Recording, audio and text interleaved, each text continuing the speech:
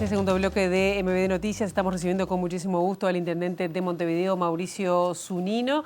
Un gusto, recibirlo esta mañana. ¿Cómo gusto anda? estar con ustedes aquí. Bien, ya bien, bien. En el, casi en el resto, ¿no? El de la gestión, casi a terminar, ¿no? Sí, es así. El día jueves se procede a hacer la ceremonia de cambio de mando, es decir, ya a partir del día jueves queda investido Mario Vergara como intendente de Montevideo, o sea que estamos tratando de cerrar esas últimas cositas que nos van quedando, hacer esos ajustes de transición en esta semana, por lo cual estos días van a ser también muy activos en eso, en lo que es el armado final y el cierre final de los temas que todavía tenemos, sobre todo te decía fuera de micrófono, algunos temas administrativos y demás, que nos van a llevar estos días para dejarle en las mejores condiciones para el nuevo gobierno pueda asumir ya a partir del día jueves.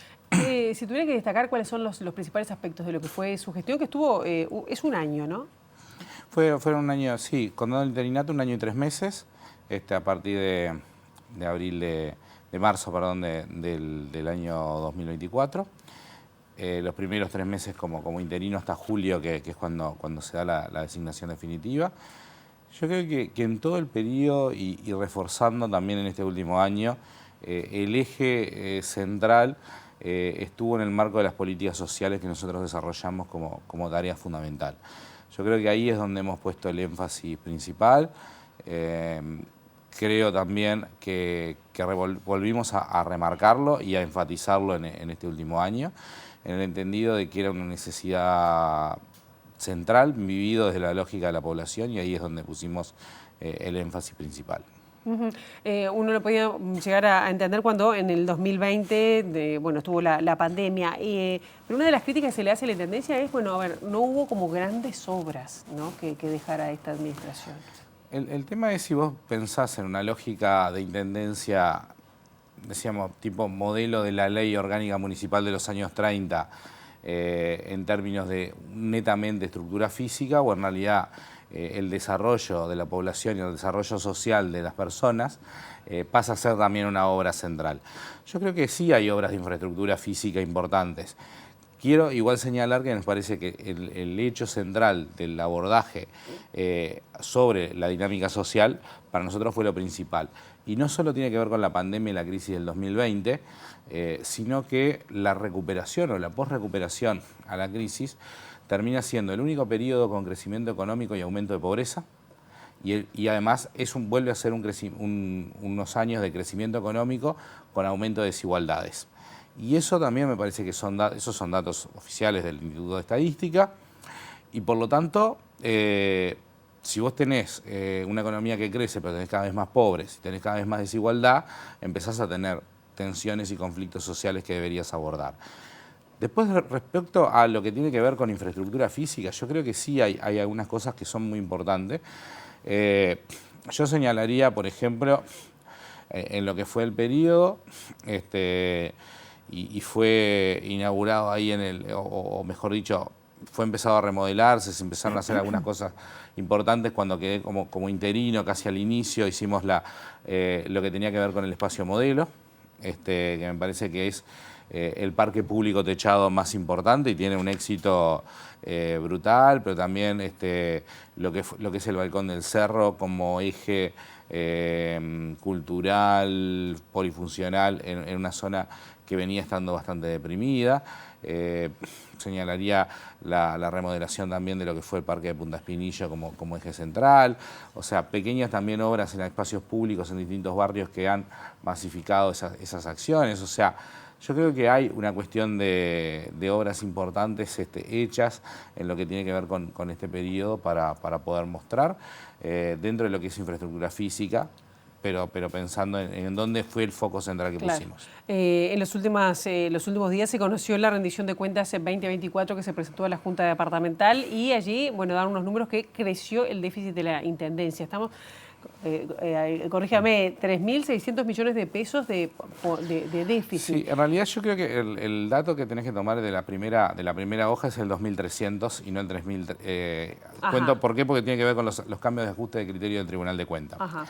Vos tenés para la diferencia, o sea, lo que más se puede parecer a una estructura deficitaria con todos los No me voy a meter ahora con los temas de contabilidad pública, que ya lo hemos comentado en otra ocasión. Pero para llegar al 3.000 vos tenés 1.000 millones de diferencia de cambio, que en realidad tiene que ver con la evaluación del tipo de cambio al momento de cierre de balance, donde en realidad eso todavía no representa ni una pérdida ni una ganancia en la medida que son las evaluaciones de los desembolsos que vas a hacer en los futuros 20 años. Claro. Con lo cual, esos 1.000 basados en diferencia de cambio no forman parte de la estructura de gastos de la Intendencia y podrían ni siquiera llegar a hacerlo. Igual estamos hablando de 2.600, entonces 2.300 de déficit, que fue justamente porque yo había escuchado a Mario Vergara en una entrevista que hablaba de 2.600 y no entendía esa diferencia que... Sí, tiene que ver con eso. A ver, el cierre final, según los mecanismos que nos piden, es el 3.600, pero ya te digo, tenés ahí unos 1.000 y tenés otros 300 millones que cambian el criterio de inversiones desde cuándo, o sea, de criterio de cuándo se pagaba a cuándo efectivamente se realiza. ¿Y cómo se explica ese déficit de la Intendencia, sobre todo en el último año, ¿no? Bueno, nosotros ya habíamos anticipado, ya cuando era director de Recursos Financieros, que íbamos a tener algunos problemas en el 2024, que veníamos teniendo alguna cadencia, sobre todo sobre la parte de ingresos, que empezaba a ser importante. A partir del 2023 se profundiza lo que tiene que ver con las deudas del Gobierno Nacional y en el 2024 básicamente se terminan de consolidar en los valores importantes. En el 2023 tuvimos también la caída de la tasa inflamable, que si bien uno cae por un tema de la decisión judicial, había un acuerdo previo con ANCAP de cómo iba evolucionando y vos tenías contados casi 500 millones para el año 2024 que iban a estar disponibles según el acuerdo que vos tenías, que venía desde la administración anterior entre ANCAP y la Intendencia. 40 millones fueron ahí, ¿Qué? ¿no? 400 millones. 400 millones, sí. Estamos hablando de unos 400 millones de pesos para el año 24, que eran las estimaciones para ese año de la tasa inflamable. Entonces, empezás a sumar algunas cuestiones por el estilo. Tuviste también que sí en términos cambiarios nos afectó bastante. Tiene que ver cuando el dólar vino planchado básicamente hasta septiembre. Y señalo septiembre porque septiembre es el mes donde vos haces la readecuación de patentes. Entonces, vos venías con un dólar muy bajo, la readecuación de los valores de patentes fueron muy bajos y después el tipo de cambio se dispara más adelante. Entonces, te pesa sobre otros componentes que vos pagás al año siguiente, pero no te pesa sobre lo que vos recaudás. Y eso obviamente nos pegó a todas las intendencias, pero no todas las intendencias tienen el mismo peso relativo de cuánto le pesa la patente. En Montevideo la patente es una tercera parte de nuestros ingresos, entonces ahí vos tenés también un efecto fuerte sobre el efecto tipo de cambio a nivel de patentes. El otro día Mario Vergara decía, bueno, los números son fuleros y de alguna manera van a enlentecer el ritmo de alguna de las propuestas de campaña que iban que estaban pensando impulsar. Esto lo ha hablado con Vergara, de cuánto puede llegar a comprometer o enlentecer algunos planes para Montevideo. De economista a economista también, ¿no? En realidad la primera presentación que hicimos, antes de incluso elevar el documento de la rendición a la Junta Departamental, fue presentado al Intendente Vergara, a la Secretaria General designada y al equipo de recursos financieros designado por la nueva administración. Que ellos tuvieron de primera mano los datos antes de que pudieran digamos, presentarse a la Junta Departamental, porque obviamente después que se presenta a la Junta Departamental el dato pasa a ser un dato público, porque es decir, el tratamiento es público, o sea que nos pareció que correspondía que ellos estuvieran antes en conocimiento de todo lo que iban a ser esos datos. Bien, y con respecto, en estas últimas horas se conoció, creo que salió en el diario El Observador, una entrevista que le hicieron a Salgado, que bueno, es bien crítico con respecto a este último tramo, diciendo que bueno, que no se pagaron en tiempo y forma digamos, lo que el Gobierno Nacional daba respecto al subsidio del boleto de estudiantes y pasivos. Dice, nunca me había pasado. ¿Qué le dice a Salgado con respecto a eso? No sé si la vio las declaraciones. No, la nota no la vi. Él había hecho un planteo hace un tiempo por un adelanto que se había hecho. En realidad nosotros estamos pagando, de acuerdo a los cronogramas que tenemos. Hubo un atraso sí en este mes, que ya pagamos. En En realidad en junio se pagaba el mes de mayo, se pagó con algunos días de atraso el subsidio de mayo. En realidad ahí detectamos que habían sido transferidos más fondos por parte del Ministerio de Transporte en su momento, que no entendíamos por qué.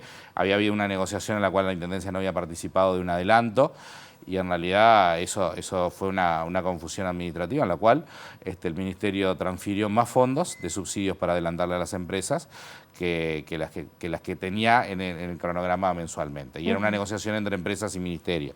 Como efectivamente el que paga es la Intendencia, quedó ahí, pero después se regularizó ese mecanismo que en realidad no era un atraso, sino que era un pago adelantado que el Ministerio le hacía a las empresas. A ver, no habló con Salgado de este tema, con el representante de la Cámara de Transporte. Las empresas negociaron eso con el Ministerio. Cuando nos enteramos de que teníamos esos fondos del Ministerio, efectivamente se transfirieron ahí. Pero habían llegado, sí, y quedaron demorados algunos días ahí en la Intendencia. Quiero decir en realidad que hoy tenés dentro de los rubros que tiene de gasto la Intendencia, uno de los principales es el mecanismo de subsidio de transporte. En realidad casi 2.200 millones de pesos gastamos en el año 2024, o sea, si lo mirás es el equivalente al déficit es la transferencia a el subsidio. Y eso es parte de un esquema que ha venido creciendo en todo este periodo, el crecimiento de los fondos que la Intendencia brinda al sistema de transporte como mecanismo de subsidio. Cerrando ya una administración comunal, bueno, 3 años los ocupó COSE, 1 año lo ocupó usted. ¿Qué siente cuando, bueno, el principal caballito de batalla en Montevideo, es decir, bueno, todo lo que faltó o lo que hay que hacer en limpieza, es decir, siendo de la misma fuerza política? ¿Cómo siente eso? ¿Que lo siente como, bueno, es una crítica hacia adentro, no se pudo hacer, no se pudo concretar? ¿Cómo lo vive? Bueno, yo creo que ahí yo creo que algunas cosas hicieron avances importantes y en otras quedaron temas pendientes para abordar. En el punto de limpieza y en otros puntos también, obviamente. A ver, si vos mirás, nosotros creo que tenemos como punto pero muy fuerte en lo que tiene que ver con limpieza, lo que tiene que ver con los programas de áreas liberadas. Sistema de limpieza de cañadas, arroyos y demás ha sido una apuesta muy fuerte que hemos tenido en esta administración y que ha dado resultados. Básicamente hemos recogido de los sistemas de agua de Montevideo el equivalente a 50 días de recolección. ¿Cómo impacta esto? Bueno, impacta sobre poblaciones más vulnerables que viven en el entorno básicamente de arroyos y de cañadas, pero también impacta fuertemente en toda la ciudad en evitar desbordes, sobre todo de agua, en aquellos lugares que también habitualmente tenían desbordes. Una de las mejores formas de poder enfrentar el cambio climático y sobre todo las grandes lluvias muy concentradas ha sido que efectivamente los cursos de agua puedan tomar sus canales naturales y puedan ser la principal vía de evacuación. Esto hizo que en realidad ante fenómenos meteorológicos pero muy fuertes, nosotros prácticamente no tuvimos que evacuar familias como nos ocurría en otros momentos. ¿Sí? Básicamente hoy lo que vos podrías decir, bueno, parte de los problemas que tenemos hoy con algunas zonas que se inunda tiene que ver con no haber dejado las canalizaciones naturales hace más de 100 años cuando se hicieron, y hoy tenés que hacer infraestructuras mucho más grandes porque tenés la ciudad arriba de esas. A pesar de eso, bueno, hicimos también, por ejemplo, la obra del arroyo Mataperros que permitió no desbordar en esa zona. Yo creo que ahí tenés un aspecto que es muy importante, sobre todo ahí lo que tenías era básicamente... Pero la gente se queja sobre todo de la limpieza y la recolección, contenedores... Se quejan en distintos lados. Si vos mirás las quejas que vienen en alguna zona de la ciudad tienen mucho que ver con eso, en otras tienen que ver con otras cosas. Claro, los que no viven en la ladera de las cañadas de Chacarita o de Pantanoso o de lo que sea, sí pueden no ver ese tipo de infraestructura. Yo creo que sí hay algunos temas vinculados a recolección urbana que tienen que ser transformados. Mientras menos quede los residuos disponibles en la vía pública, eso es lo central para poder buscarle alguna vuelta.